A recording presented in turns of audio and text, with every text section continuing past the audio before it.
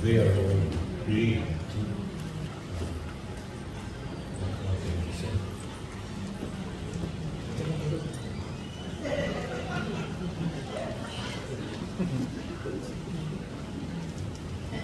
Wala na yung tulog. Pero naman ko rin sa inyo sulat po.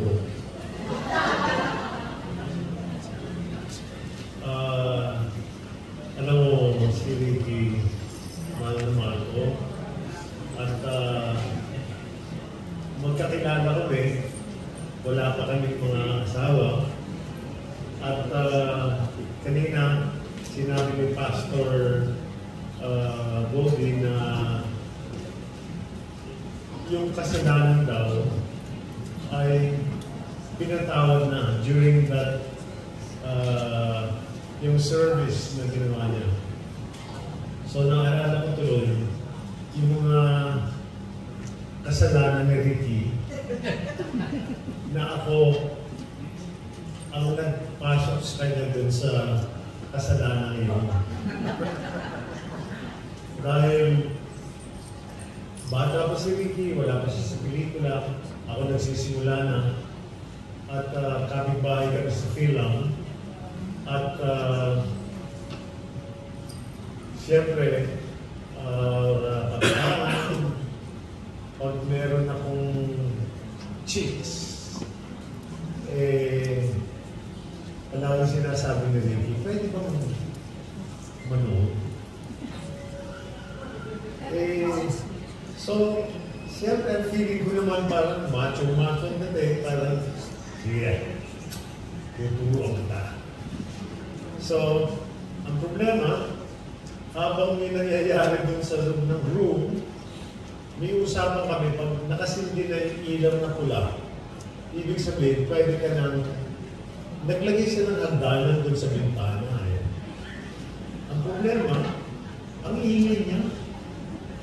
Habang, siyempre yung babae, parang, ano ba yan? Hindi, huwag kayo tingin doon.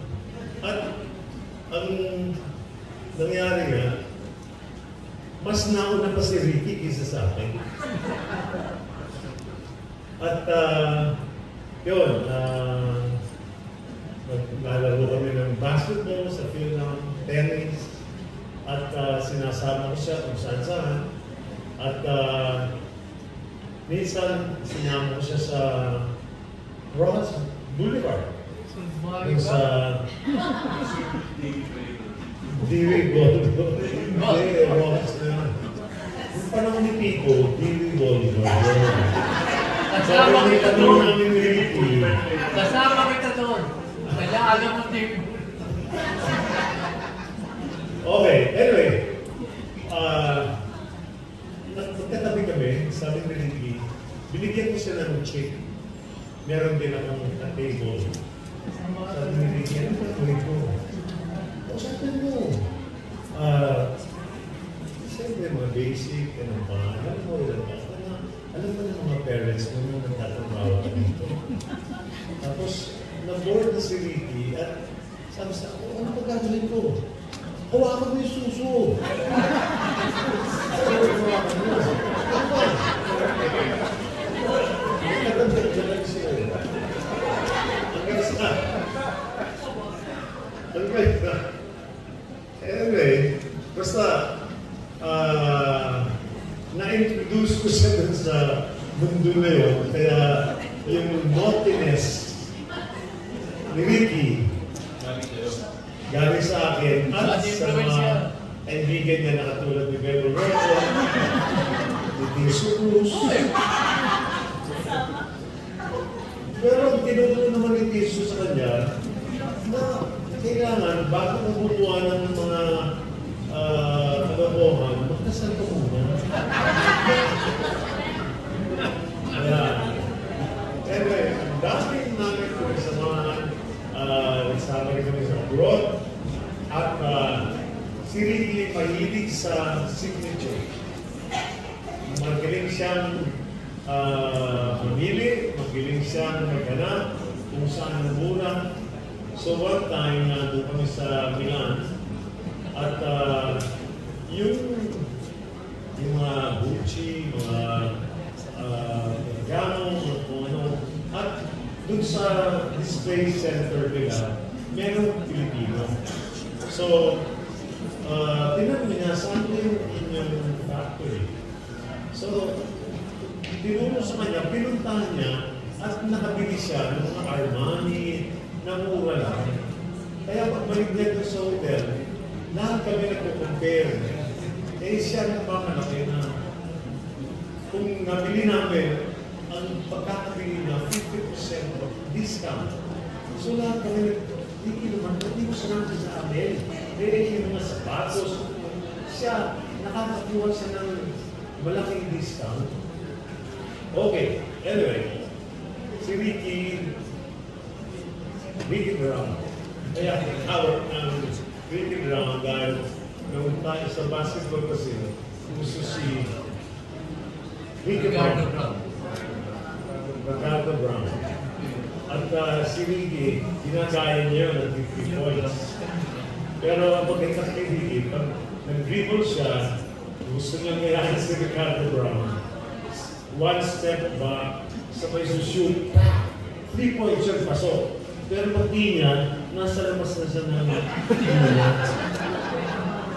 ayun. Anyway, parituloy ko lang yung sumilan. The same morning, gising kami, breakfast, blah blah blah. At lahat kami galing pa sa pantulog. One time, nung that morning, bumabas si Cesar Montano, naka-suit,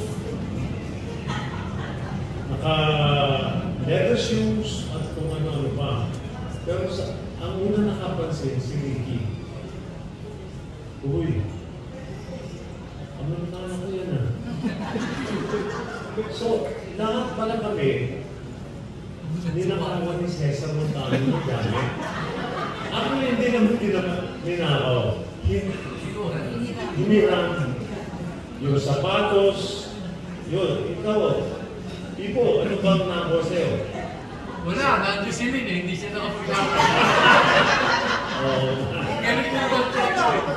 Anyway, yung relos niya, sapatos niya, sinturon, ay sa amin, nag-iisa kami. Ang masakit, bago siya nag-base ko umaga, nag-jogging muna, di ba? Hindi pa naliligo, nag-jogging muna, malamig ang kawin. Tapos kinunin natin sila ng gamit, isinuot.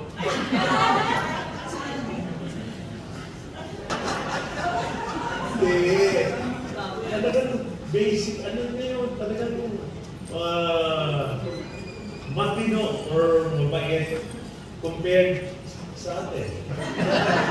Anyway, basta masyado sa mabait, so may mga chicks, parang ginagalang niya, ganyan-ganyan. Ang hindi niya alam, pag naghihiwalayan na, ang natitira, si Ricky na lang, wala na yung chicks kasi big-big na ng mga iba. Hindi niya alam na itong mga chicks dito, ang hinahanap, ay mga magino na medyo bastos.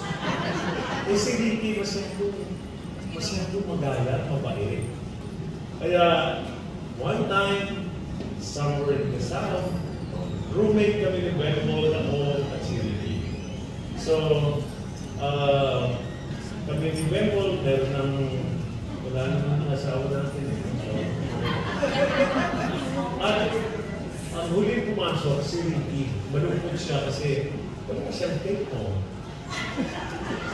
Pero, kami ni Bemol, ayos lang. Ang punta ni Ricky dun sa bed niya, paghiga niya gano'n, pag-aakot niya gano'n, ba't yung chicks? So, siyempre, tumigil sa amin ni Bemol, bahala ka sa buhay mo, iwan mo gano'n. Hanggang sa, ang maganda nito, kinabukasan, doon lang na tinanong, ano pa nga naman? So, ganun ka-innocent si Ricky. At masaya siyang masama. So, ako rin kasi pareho pa rin dancer, ako rin ang nagsama sa kanya sa mga workshops, mga plays, although siya talagang he went deep into the theater world. Tunay na tao at tunay na kaibigan. So, diba? Kita-kita na tayo. Kita-kita tayo sa mga. So, yun lang.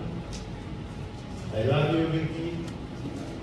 And alam ko, mahal niyo si Ricky. At mahal ko ang kanyang pamilya. Alam ni Leo. At